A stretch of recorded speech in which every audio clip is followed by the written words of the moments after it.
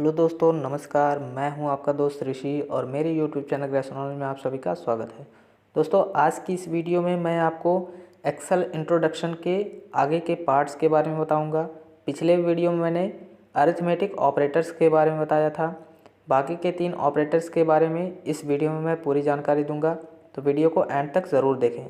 दोस्तों, एक आपसे रिक्वेस्ट है, अगर अभी तक आपने मेरा चैनल सब्सक्राइब नहीं किया है तो चैनल को प्लीज़ सब्सक्राइब कर लीजिए और बेल आइकन को प्रेस करके ऑल नोटिफिकेशन को ऑन कर दीजिए, जिससे मेरे आने वाले सभी वीडियो की नोटिफिकेशन आप तक सबसे पहले पहुंचेगी। तो चलिए देरी न करते हुए वीडियो को शुरू करते हैं।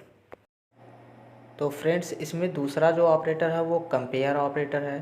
दोस्तों, कंपेयर ऑपरेटर का इस्तेमाल होता है 2 अंकों के बीच में, 2 डिजिट्स के बीच में तुलना करने के लिए कि कौन सा बड़ा है या बराबर है या छोटा है। ठीक है, तो चलिए इसको कैसे करेंगे। सबसे पहले मैं यहाँ पर एक्सेल ओपन कर लेता हूँ। तो एक्सेल में मैंने आपको पिछले में बताया था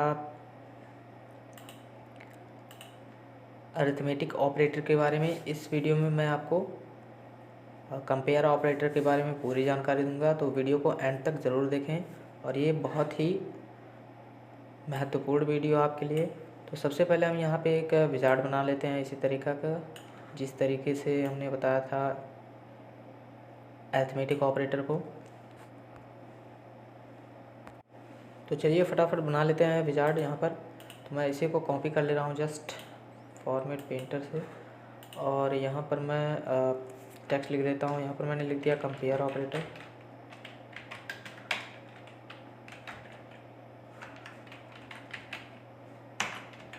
ठीक है, यहाँ पर मैं लिख देता हूँ ऑपरेटर, सीरियल नंबर में लिख देता हूँ।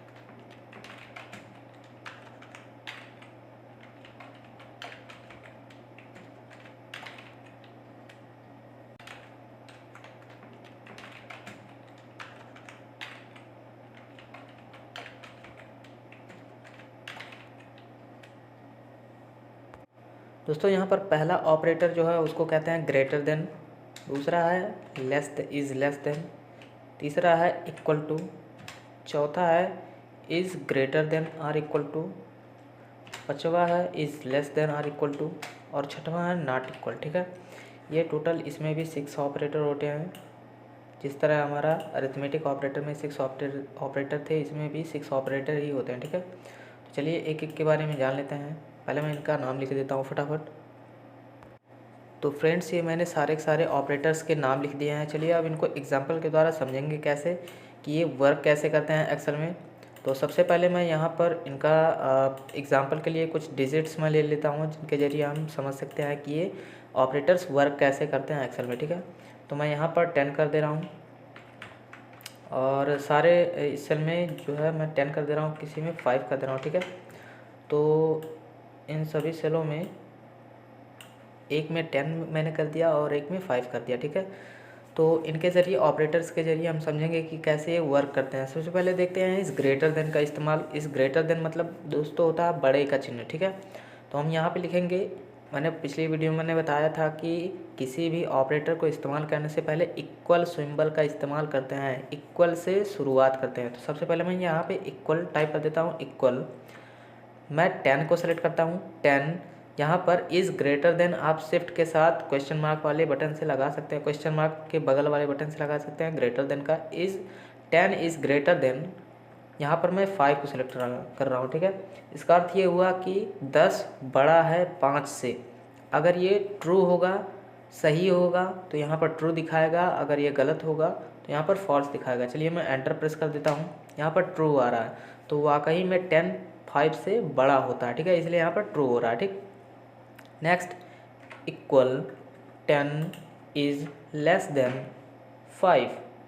इसका मतलब ये हुआ कि 10 छोटा है 5 से, तो 10 5 से छोटा नहीं होता है। चलिए इसको एंटर करके प्रेस करके देखते हैं कि यहाँ पर रिजल्ट में क्या शो हो रहा है। तो यहाँ पर दोस्तों फॉल्स शो हो रहा है, इसका मतलब गलत है, ये स्टेटमेंट गलत है। यानी 10 5 से छोटा नहीं होता है, ठीक है। तो यहाँ पर ये लेस देन वाला इस्तेमाल इस तरह से होता है, ठीक है। नेक्स्ट यहाँ पर इक्वल टू का देखते हैं। तो यहाँ पर इक्वल टू के लिए मैं लगाता हूँ यहाँ पर इक्वल, ठीक है। चलिए मैं यहाँ पर 5 कर देता हूँ ताकि समझने में आसानी रहे। यहाँ पर मैं 10 कर देता हूँ, ठीक है। तो यहाँ पर लिखता हूँ इक्वल 10 इज़ इक्वल टू 10, ठीक है। यहाँ पर 10 इज़ इक्वल टू 10 यानी 10 बराबर है 10 के, ठीक है। तो ये स्टेटमेंट बिल्कुल करेक्ट है, इसलिए यहाँ पर ट्रू शो हो रहा है, यानी 10 10 के बराबर होता है, ठीक है। अगर मैं यहाँ पर 5 कर देता हूँ तो यहाँ पर ये फॉल्स शो होगा। क्यों? क्योंकि यहाँ पर 10 इज़ इक्वल टू नॉट 10 10 के बराबर नहीं होता है, यानी 10 इज़ नॉट इक्वल 5, ठीक है। 10 5 के बराबर नहीं होता, ठीक।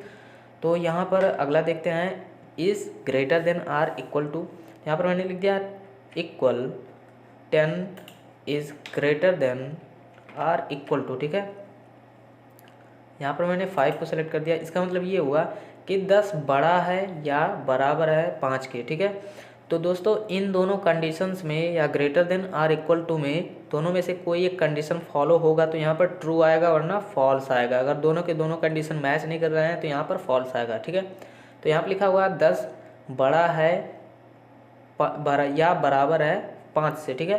तो यहाँ पर 10 जो है 5 के बराबर नहीं है लेकिन बड़ा है। दोनों में से एक कंडीशन मैच कर रहा है कि 10 5 के बराबर नहीं है लेकिन बड़ा है। यहाँ पर लिखा हुआ है इक्वल 10 को मैंने सेलेक्ट किया है, इज़ ग्रेटर देन का सिंबल लगाया, आर इक्वल टू का, ठीक है।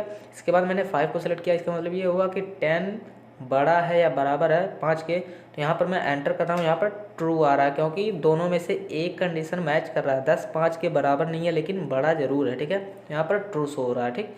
चलिए नेक्स्ट देखते हैं equal 10 is less than or equal to 5। इसका मतलब ये हुआ कि 10 छोटा है या बराबर है 5 के। तो अब देखिए दोस्तों यहाँ पर दोनों कंडीशन मैच नहीं हो रहे हैं, ना तो 10 5 के बराबर है और ना ही 5 से छोटा है।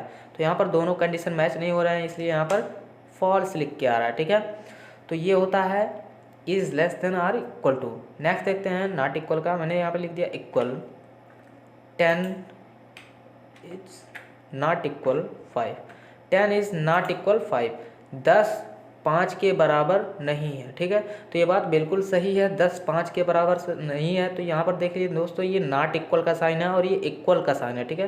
दोनों में डिफरेंस होता है, एक बराबर को दर्शाता है, एक बराबर नहीं को दर्शाता है। तो यहाँ पर वाकई में 10 5 के बराबर नहीं है, इसलिए यहाँ पर ट्रू शो होगा, ठीक है। तो ये स्टेटमेंट होते हैं जो कि जितने भी ऑपरेटर्स हैं ये सारे सारे एक्सेल में बहुत ही फॉर्मूले में इनका प्रयोग किया गया है और इन्हीं से फार्मूला वर्क करता है, ठीक है। फ्रेंड्स आपने देखा कि सभी ऑपरेटर्स प्रॉपर वर्क कर रहे हैं उनके कंडीशन देने पर कि जिस प्रकार से हम कंडीशन देंगे वो उसी प्रकार से वर्क करेंगे। अगर अब मैं यहाँ से नंबर या डिजिट्स को चेंज करता हूँ तो उसके अकॉर्डिंग जैसे जैसे यहाँ पर ऑपरेटर्स लगाए गए हैं उसके अकॉर्डिंग उसका रिजल्ट चेंज होता रहेगा, ठीक है। जैसे यहाँ पर मैंने ग्रेटर देन का सिंबल लगाया था, अगर मैं इसको बड़ा कर दूँ तो यहाँ पर फॉल्स होने लगेगा। चलिए मैं 15 कर देता हूँ, यहाँ पर आप देख पा रहे हो फॉल्स होने लगा, ठीक है। इसका मतलब मैंने यहाँ पे लगाया कि 10 बड़ा है 15 से, तो वाकई में 10 15 से बड़ा नहीं होता है, 15 बड़ा हो गया है, इसलिए यहाँ पर फॉल्स बता रहा है, ठीक है। तो चलिए फिर से मैं इसको 5 कर देता हूँ। इसके बाद दोस्तों नेक्स्ट ऑपरेटर है वो है टेक्स्ट ऑपरेटर। चलिए यहाँ पर देख लेते हैं टेक्स्ट ऑपरेटर का कार्य क्या होता है। तो फिर से मैं इसको कॉपी कर लेता हूँ यहाँ पर, ठीक है। यहाँ पर मैं लिख देता हूँ टेक्स्ट ऑपरेटर, ठीक है। दोस्तों यही एक बहुत ही कमाल का ऑपरेटर है, इसका इस्तेमाल भी बहुत अच्छा होता है। दोस्तों जैसा कि मैंने बताया था पहले ही कि एक्सेल में टेक्स्ट ऑपरेटर जो होता है वो एक ही होता है जिसका नाम है एंड। तो चलिए देखते हैं एंड ऑपरेटर का इस्तेमाल क्या होता है। दोस्तों एंड ऑपरेटर का इस्तेमाल होता है दो अलग अलग सेल में लिखे गए नामों को जोड़ने के लिए, ठीक है। तो सिंपली यहाँ पर एक ही ऑपरेटर होता है जिसका नाम है एंड।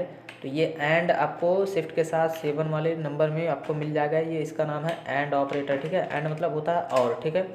तो यहाँ पर मैं इसको जोड़ करके दिखाता हूँ कि कैसे ये अलग अलग सेलों के नामों को एक ही में जोड़ता है, ठीक है।